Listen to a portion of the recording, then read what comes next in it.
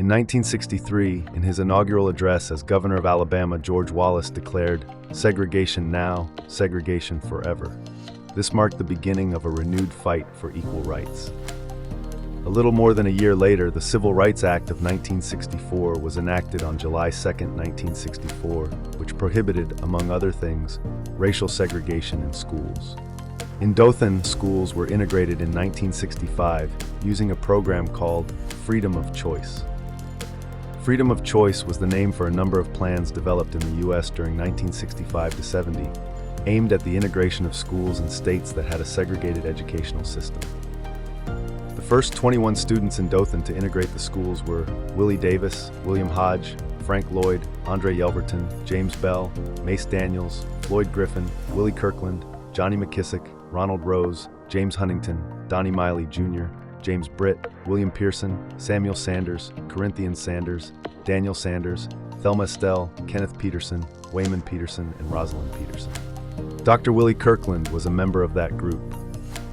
He talks about his experiences during that first year of school integration. And so I remember when we first integrated at Girard, their parents lined up.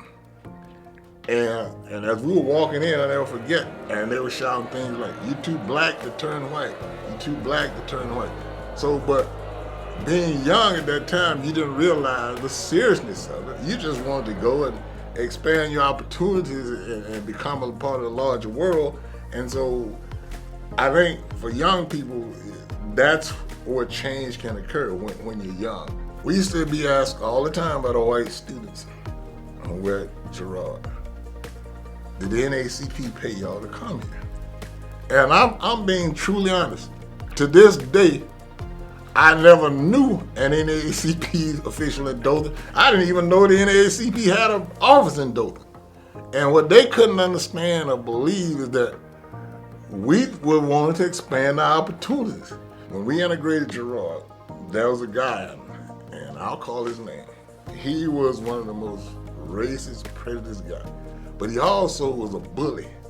And all the kids were afraid of him at Girard. And he was an older kid, and so he intimidated the kids. And I never forget, when we'd be in class, in social science class, or research project posters, he would bring in the class, and he'd have a poster, have black people being hung. He would brag about his Klan affiliation, etc.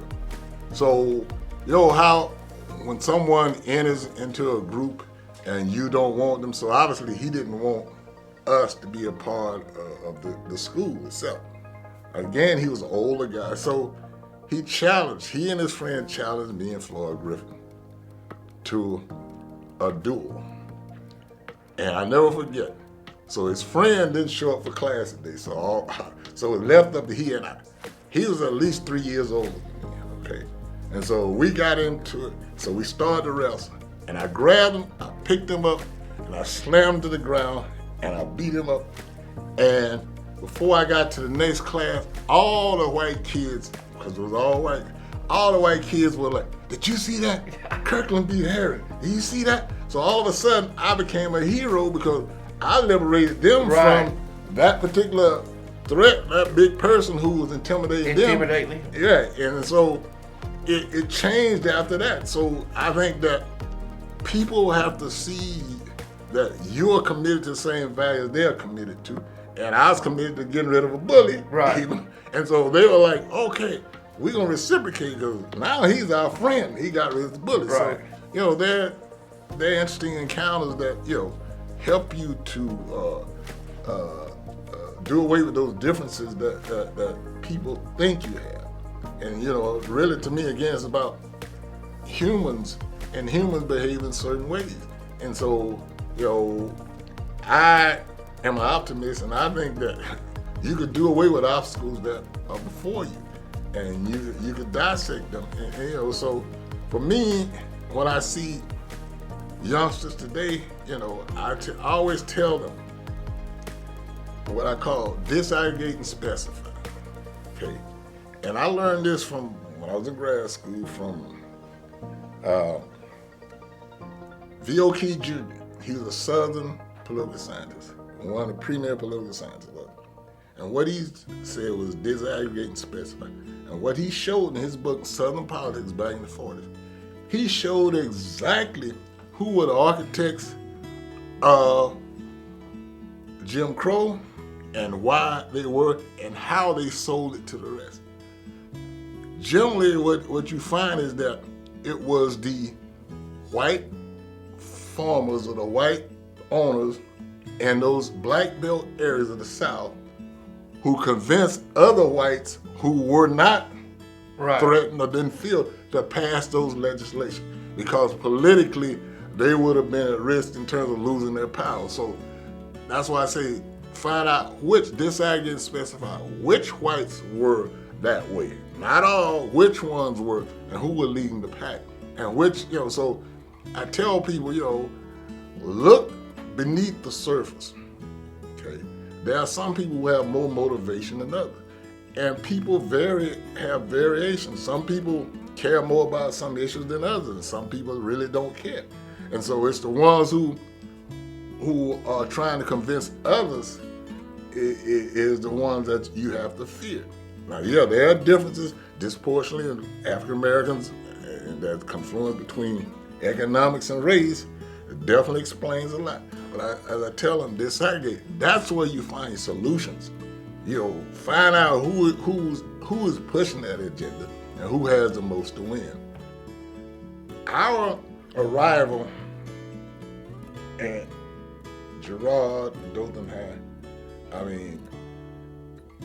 it was not, one of the things I remember, but I think it made me a better person, and why I'm as successful as I am is that the one thing I always remember, when we would go sit down at the table, all the kids would get up. That's seared in your memory, is that you would go sit down at the table and everyone would get up. So you were left a single person sitting at the table. But I don't hold malice against those who, I understand them. And one of the things about what I do in life as a researcher is try to explain phenomena. Okay, so I spend my time when I observe something trying to explain it. So every time I go back and look at that, I'm looking for the explanation. Okay, and so for me, it's to focus on where you're trying to get. And so that's what we did at that time. And our parents told us, you're not there to be loved but you're there for a single purpose, to focus on your education. And everything else will come. And over time, it has come. And that I feel that I'm a citizen of the world. I've gone all over the country. I've met people. I've developed friendships, with people of all races and culture. And so I think that benefited me in terms of my experiences, at Dothan, being on the beginning of something different, allowed me then to go out and take the knowledge and experience that I have to make the world better. What was it like when you were chosen as most athletic your senior year in a predominantly white school with many outstanding athletes? Being selected the most athletic and given the context, okay, then what did I say? You earn it. So my play on the field earned that. People will respect you if you put out and you produce and you dedicate yourself to something.